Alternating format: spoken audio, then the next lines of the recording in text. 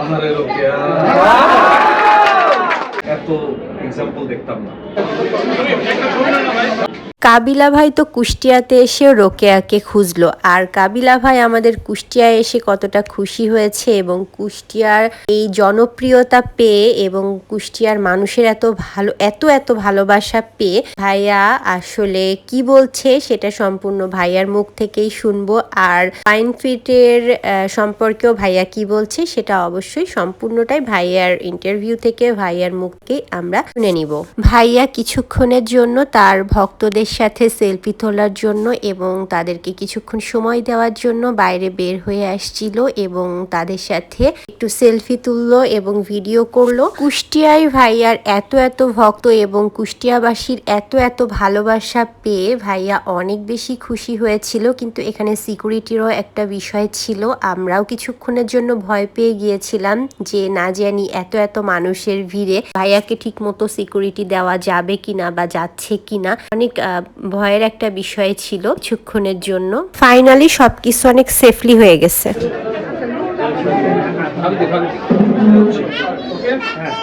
দেখি কি ক্যামেরা ভাই আপনি এখানে এসেছেন, কুষ্টিয়াকে ঘুরে কেমন লাগলো?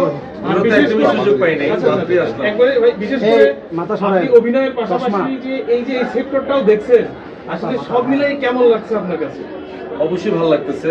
আর ওপেনিং তো খুব কম করা হয়, যখনই করা হয় তখন আসলে এত জনস্রোত দেখি, মানুষের ভালোবাসা দেখি, তখন অনেক বেশি ভালো লাগে যে মানুষের কাছাকাছি আসার একটা সুযোগ পাওয়া যায়। আর কুষ্টিয়াতে নিয়ে আজকে আমার দ্বিতীয়বার। এর আগে আমি অনেক আগে আসছিলাম, তখন দেখতে আসছিলাম, কনসার্ট দেখতে আসছিলাম, তখন আসলে আর আজকে নিজে ওপেনিং করতে আসলাম ফাইন ফিটে। তো ধন্যবাদ ফাইন ফিটের সাথে যারা সংশ্লিষ্ট আছেন তাদের জন্য, এটা তাদের চতুর্থ। আমি তাদেরকে উইশ করবো যে শুধুমাত্র 4 নম্বর আটকে থাকলে হবে না, আরো চার।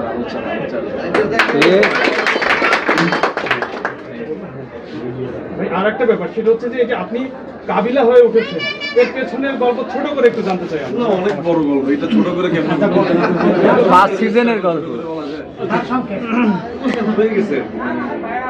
আমাদের সিরিয়ালটা শুরুর দিকে চরিত্র, ছোট্ট একটা চরিত্র আস্তে আস্তে এইভাবে করে জার্নিটা হয়েছে। তার আগে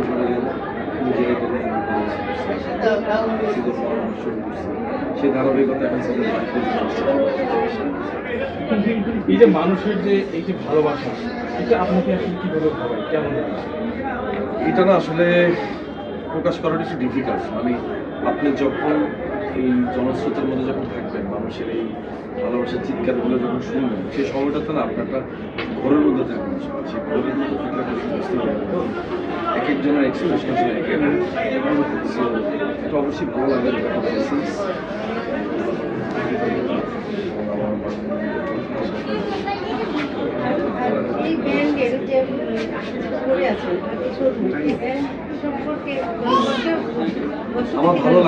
আমার ভালো লাগলো যে কুষ্টিয়াতে এখন অনেক ভালো ব্র্যান্ডের শোরুম হচ্ছে, তার মধ্যে ফাইন ফিটেরও শোরুম হলো, পড়াশোনাও দেখলাম, খুবই সুন্দর প্রোডাক্ট। আমি যেটা বললাম যে সারা বাংলাদেশ এই কুষ্টিয়ায় আপনার ভক্তদের উদ্দেশ্যে কিছু বলবেন? সাংস্কৃতিক জেলা হিসাবে কুষ্টিয়া অন্যতম।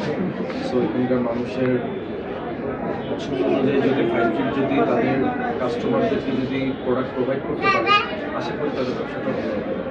তাদের কোয়ালিটিটা আসলে তাদেরকে মেনটেন করতে হবে। আমরা হয়তো প্রচার করতে পারবো, ভালো কিছু হলে সেটা আরও বেশি করে প্রচার করবে, বাট কোয়ালিটি ইনশিওরটা আসলে তাদেরকে কাজ করতে যেভাবে কাজ করছেন, কাজ করার পেছনে প্রতিকূলতা আছে, এদের আপনারা অভিনয় করছেন, সরকারের কাছে আপনাদের কোনো দাবি আছে কিনা, কোনো প্রতিকূলতা, কোনো বাধা আছে কিনা? আপনার যারা ভক্ত আছে তাদের উদ্দেশ্যে আপনি কি কিছু বলবেন? তাদেরকে একটা কথাই বলবো যে অন্য সব জেলার মধ্যে আপনারা আমাদেরকে ভালোবাসা দিয়ে আসতেছেন, তাহলে এত এক্সাম্পল দেখতাম না।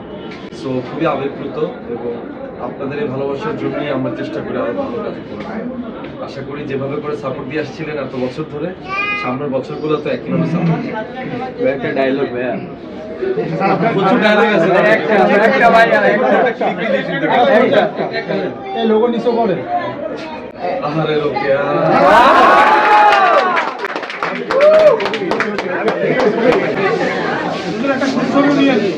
এই গ্রুপ ছবিটা উঠে নি চলো সব দাঁড়াও দাঁড়াও দাঁড়াও সাংবাদিকরা দাঁড়া একটা ফুটেজ দিয়ে